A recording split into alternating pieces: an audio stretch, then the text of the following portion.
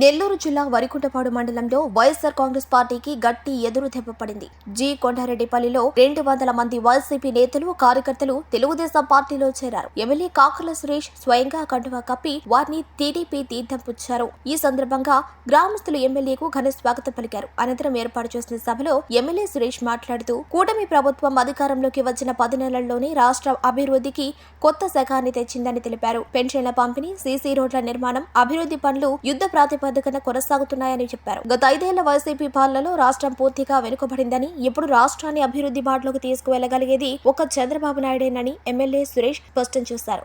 ఈ కార్యక్రమంలో తెలుగుదేశం పార్టీ నాయకులు, కార్యకర్తలు పెద్ద ఎత్తున పాల్గొన్నారు.